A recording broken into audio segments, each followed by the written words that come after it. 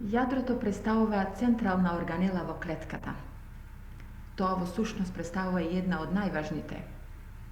Од откривањето на јадрото во 1831 година од страна на научникот Браун, до денес интересот кон неговото проучување све повеќе и повеќе расте, специјално кога е докажано дека за неговата физичка и хемиска конституција се поврзани најважните хередитарни процеси во организмот. Јадрото се наоѓа во сите клетки, во растителни, животински, со таа разлика што кај некои нижи организми, како што се тоа бактериите и некои од габите, наместо високо организирано јадро имаат дифузна распоредена јадрена материја. Јадрото се наблюдува во прв ред со светлосен микроскоп, а последните проучувања укажуваат на неговата поспецифична градба на субмикроскопско ниво, посматрана со електронски микроскоп.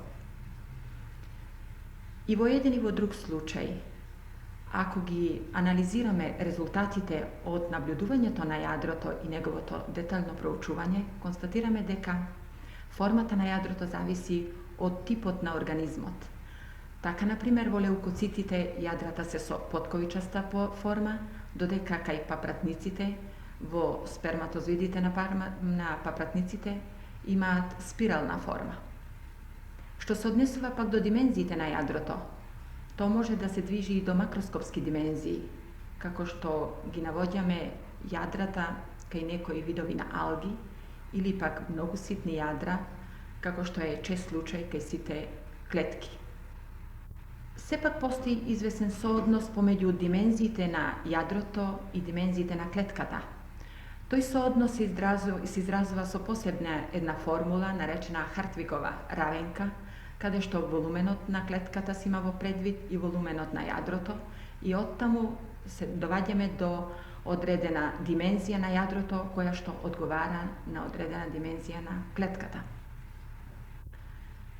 За секоја клетка се смета дека содржи по едно јадро. Меѓутоа, постојат клетки кои содржат и повеќе јадра, така наречени полиенергидни или полинуклеарни клетки. Вакви клетки може да бидат сосем нормална појава за одредени ткива, како што е арскавичното ткиво кај мамалија и кај човекот, понатаму фибриите, мускуларните фибри, како и некои сифонални алги кои содржат повеќе јадра во една клетка.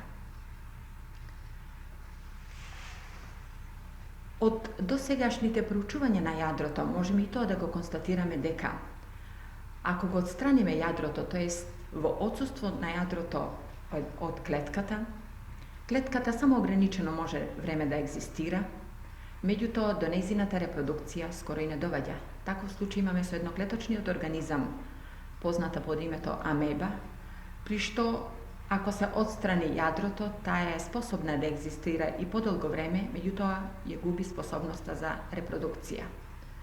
Тоа значи дека за функцијата на јадрото е припишуваме во прв ред неговата репродукција. Дека хередитарните и наследните особености се исто така поврзани со јадрото, тоа се во сушност и најважните процеси кои ги носи во себе јадрото, кои ги реализира, укажуваат бројните примери, меѓу кои ќе го цитираме еден многу едноставен пример со калемењето на две алги кои се разликуваат само по надворешноста, а и двете се едноклеточни. Ако се двете алги калемат на тој начин што од едната алга се зема делот кој содржи јадро, а од другата без јадро, тогаш новодобиената калем алга ги има сите надворешни особености како алгата која содржала јадро во својот дел, односно во својот калем. Пофината градба на јадрото можеме да уочиме само со употреба на одредени методи, со одредени боења. Покрај тоа што јадрото можеме да го наблюдуваме и на необоени клетки, бидејќи е со погуста конзистенција и има друг индекс на прекршување на светлината, сепак се служиме со одредени бои, при што одредени елементи на јадрото диференцијално се бојат и на тој начин ги откриваме тие елементи под светлосен или електронски микроскоп. Nablюдувањето со електронски микроскоп ни укажува дека јадрото го сочинуваат две мембрани кои го обиколуваат и на тој начин го одделуваат од останатата цитоплазма. Двете јадри се со мали димензии, така да целиот тој простор зафаќа негде околу 300 до 500 ангстреми, меѓу кои се наоѓа така наречено перинуклеарно пространство, исполнето со одредена течност. Надворешната мембрана која се граничи со цитоплазмата има пори, отвори, преку кои се наоѓа во комуникација од една страна со цитоплазмата, а од друга страна со внатрешноста на јадрото.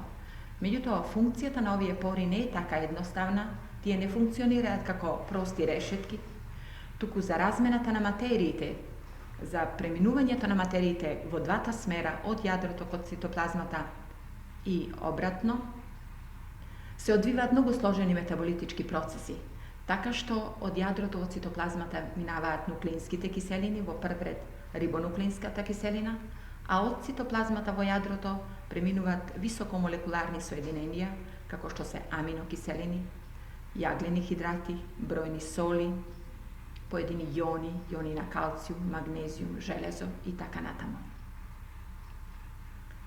Внатрешноста на јадрото е диференцијално обоена, така што најинтензивно обоените елементи се хромозомите, кои што се бојат со одредени бои, како што е бојата хематоксилин, кармин, орцеин и други бои, кои што се употребуваат во микроскопската техника. Ови се во сушност и најважните елементи за кои што се поврзани хередитарните особености на клетката, на организмот воопшто.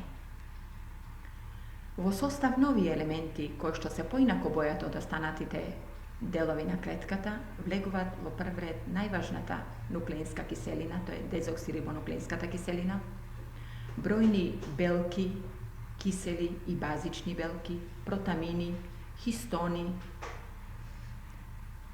понатаму липиди, разни соли и компоненти на одредени аминокиселини. Овие боени елементи се наоѓаат уклопени во една колоидална течност, која што не представува една интермедиарна средина на јадрото, туку представува една многу активна, динамична, метаболична колоидна средина, во која што се одвиваат извонредно важни и многу сложени ензиматични процеси, што значи тука се одвиваат процеси на синтеза на одредени материи, како што се во прв ред аминокиселините и нуклеинските киселини. Од друга страна, таа представува и една средина на хроматинските материи и еден друг елемент кој што е означен како јадренце или нуклеолус. Јадренцата може да бидат и повеќе на број. Најчесто ги има две, во колку е организмот диплоиден, а бројот нивни воглавно зависи од плоидноста на клетката, а второ и од метаболитичната активност на самата клетка.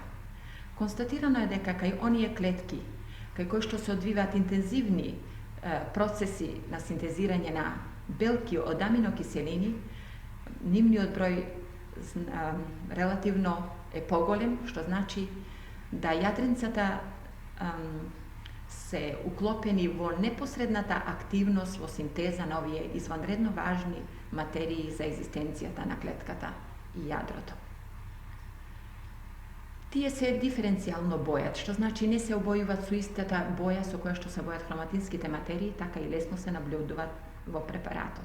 Во нив се наблюдуваат и посебни структури, како што се вакуолите и едни зрнести формации, што се слични на рибосомите. Секако, овие елементи на јадрото, макар и сосема неиспитани, играат извонредно важна улога, како што спомнавме, во синтеза на одредена нуклеинска киселина, како и во синтеза на белките воопшто. Ако се вратиме пак назад на одредени елементи од јадрото, кој ги акцентиравме како најважни, тоа се хроматинските материи, треба да го потенцираме фактот дека овие хроматински материи како индивидуални единици се познати под називот хромозоми, што значи боени тела, што доаѓа од грчкиот збор хромос, што значи боја. Хромозомите се единици уклопени во јадрото, чиј што број и индивидуална организација е константна за еден организам. Зборуваме за индивидуална организација затоа што постојат повеќе организми со идентичен број на хромозоми. Може да се случи да бројот на хромозомите кај едно растение е идентичен со тој кај човекот, кој што има 46 хромозома. Меѓутоа, поради специфичната организација на хромозомите, поради нивната специфична морфологија и структура, тие битно се разликуваат и покрај тоа што имаат идентичен број.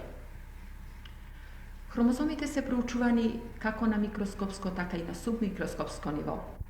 Хромозомите представуваат нишковидни формации. Секи случај и на субмикроскопско ниво го констатираме истиот факт дека нивната основна структура е фибриларна, што значи нишковидна. Само што нишките наблюдувани на светлосен микроскоп се секако со многу поголеми димензии од тие наблюдувани со електронски микроскоп.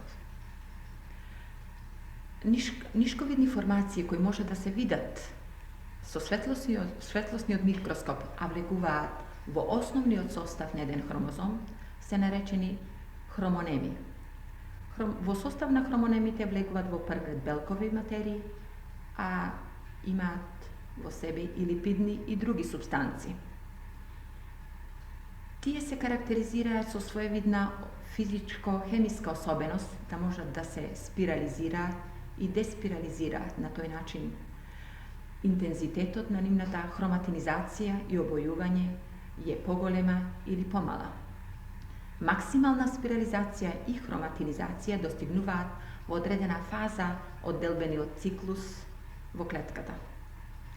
Точно тогаш се и најмногу наблюдуваат, тогаш се испитува нивната морфологија и тогаш тие се идентификуваат кај поедини организми.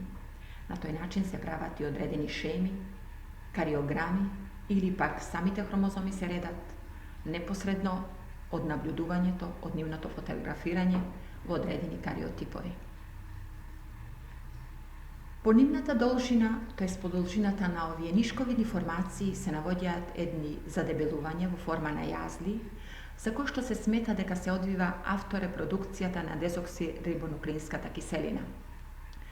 Меѓутоа, наблюдувањата на поголемо зголемување кај некои организми укажува на тоа дека е во прашање специфичен начин на спирализација во одредени региони на хромонемата. Тоа све толку можда во моментов не е така важно, како што е важно да се потенцира дека хромомерите по должината на хромозомот се специфично распоредени за одреден тип на хромозом, нивниот број е константен, исто така и распоредот и димензиите, што значи два хомологна хромозома би требало да имаат идентичен распоред, број и димензии на хромомери. Кога зборуваме дека хромомерите се јазловидни формации по должината на хромонемата, тие се и поинтензивно бојат. Би сакала да споменам дека постојат и други некои формации кои што се специфично бојат со одредени бои што се применуваат во цитолошката техника, односно одстапуваат од обојувањето на целиот хромозом. Вакви елементи во состав на хромозомот се означени како хетерохроматински материи. За улогата на оваа материја се уште е хипотетично, меѓутоа се смета дека отсуствуваат големите и најважните гени во регионот кај што се наоѓа хетерохроматинот, што значи овие елементи на хромозомот не се лишени од гени, туку сепак не располага со оној вид на гени со кој што располага останалиот дел на хромозомот. Дека тие пак не се лишени од гени, во прилог на ова ни зборува дека во прв ред секс хромозомите содржат хетерохроматин, а од испитувањата, и тоа го знаеме со точност, дека секс хромозомот кај сите скоро организми го одредува не само полот, туку одредува и бројни други фенотипски и генотипски особености на организмот. Од друга страна се констатирани во еден друг тип хромозоми означени како Б хромозоми или супернумерарни, за кои со точно се знае дека влијаат врз некои фенотипски и генотипски особености на организмите. Таков случај имаме кај бројни растенија дека го убрзуваат процесот на цутење или го успоруваат ако се наоѓаат во поголем број во клетката. Исто така го модифицираат односно дејството на одредени гени, ако се тие преместат од еден локус во друг, во локус кој што е сместен во хетерохроматинот. Ова појава е и со специфичен термин означена во генетиката како позиционен ефект. Кога зборуваме за структурата на хромозомот, би сакала да нагласам и за еден регион назначен како центромер или кинетохор, кој што со оние бои со кои што се бои хромозомот, тој не се обојува и останува како еден прекинат фрагмент на хромозомот. Подеталното испитување на овој регион укажува дека и тој има специјална структура. За него е поврзано активноста на хромозомите, за движење кон половите и за лонгитудиналната или надолжната делба на хромозомите, што се одвива во одреден делбен циклус на клетката. Што значи овој регион е од многу голема важност. Од неговата делба, од начинот на неговото делење, зависи и дистрибуцијата на хромозомите од едно до друго јадро, од една до друга генерација.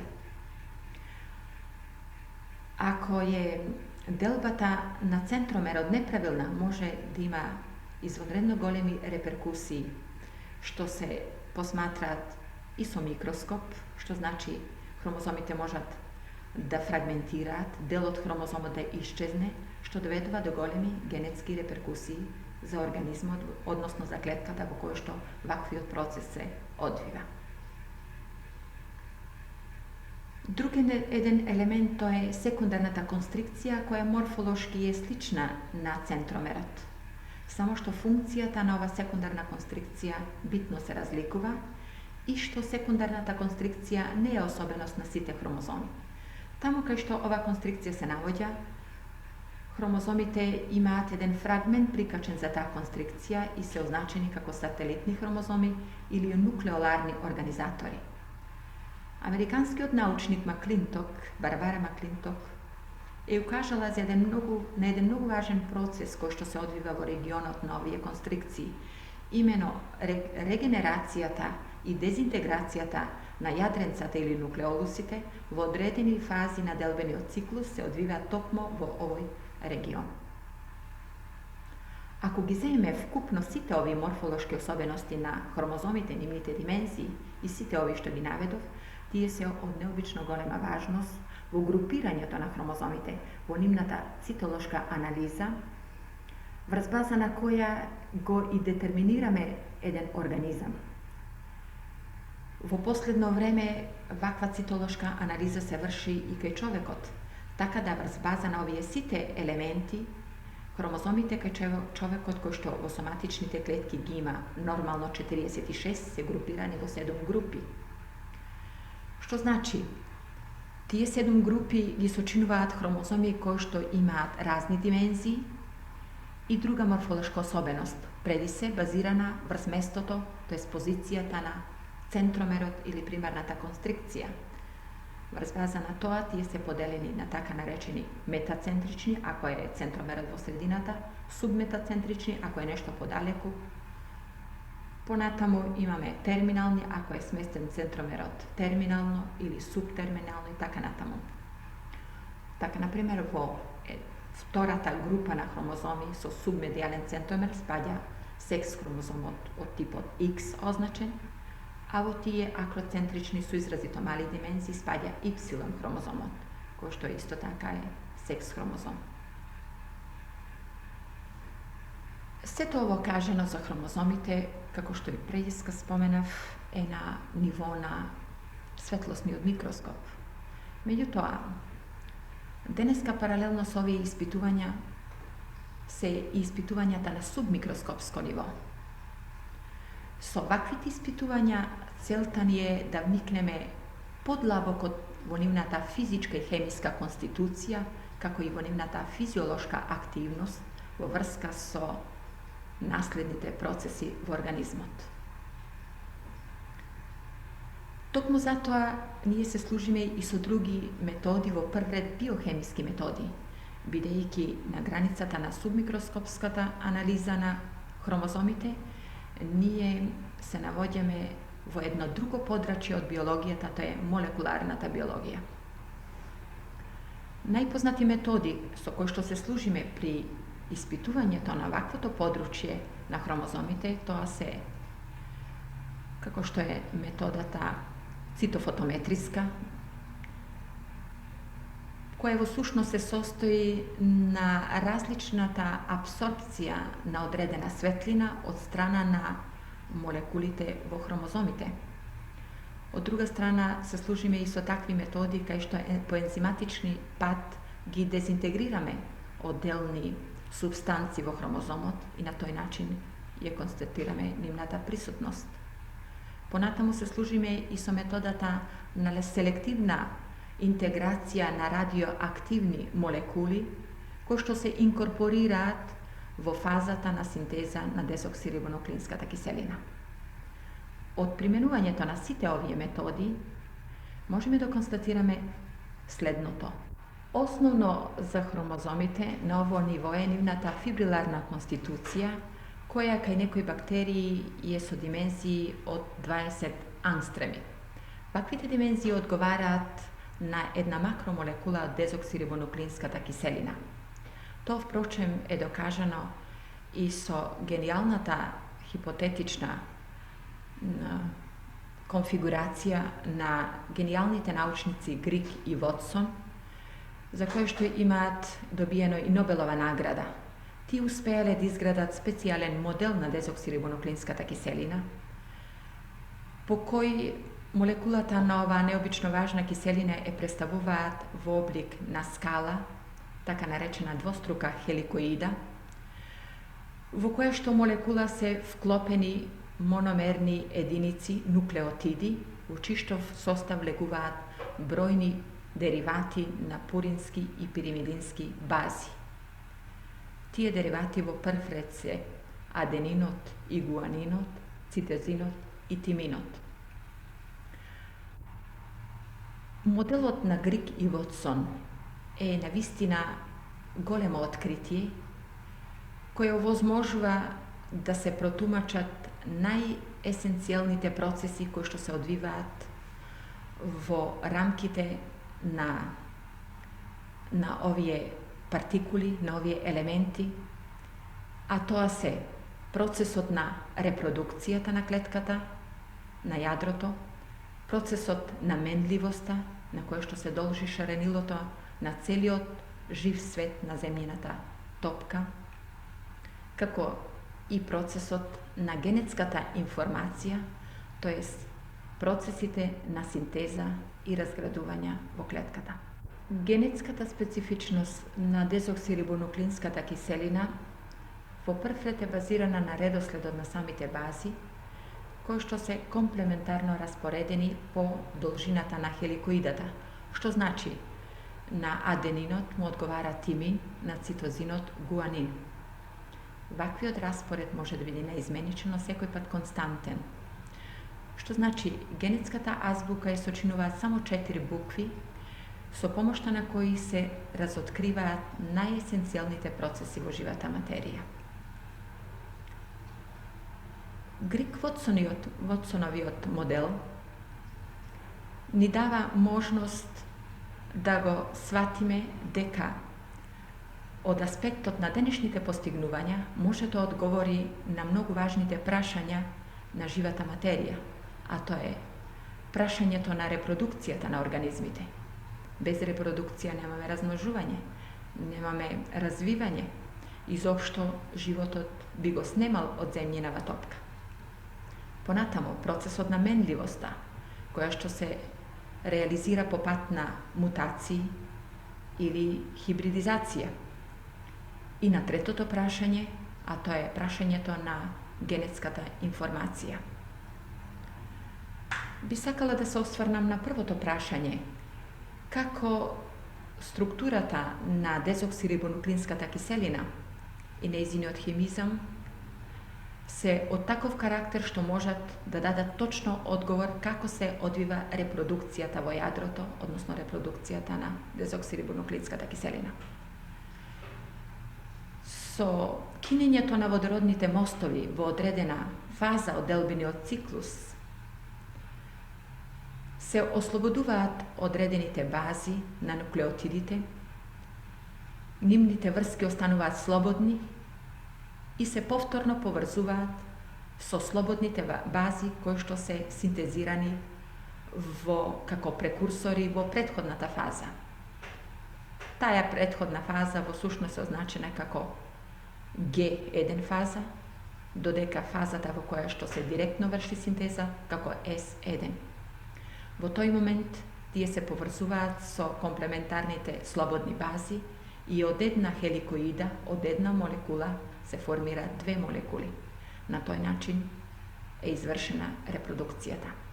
Deka na ovaj način se odviva reprodukcijata vo jadroto, pokažuva eksperiment od so baklata so vicija faba. Ni pokažuva so upotrebata na markirani otimidin, a pak za vtoroto prašanje, to je za prašanje to na menljivosta na mutacijite i hibridizacijite. Grig Watsonovi model isto taka dava kompletan odgovor na toj način što so substitucijata na bilo koja od bazite so pirimidinska so druga pirimidinska, odnosno purinska so pirimidinska baza, se dobiva takvi promjeni vo genetskata konstitucija na dezoksiribonuklinskata kiselina, što sekako ima svojevidni reperkusiji kako vo genotipot, tako i vo fenotipot na organizmot. Vakvi izmjestuvanja vo rasporedom na bazite može da se odvivat spontano, za koje što pričinite ne niste poznati, a i inducirano, ako kletkata se tretira s odredini reagensi, kako što se 5-bromuracilot, so X zracite, pa i so razni toksini na odredini bakteriji. To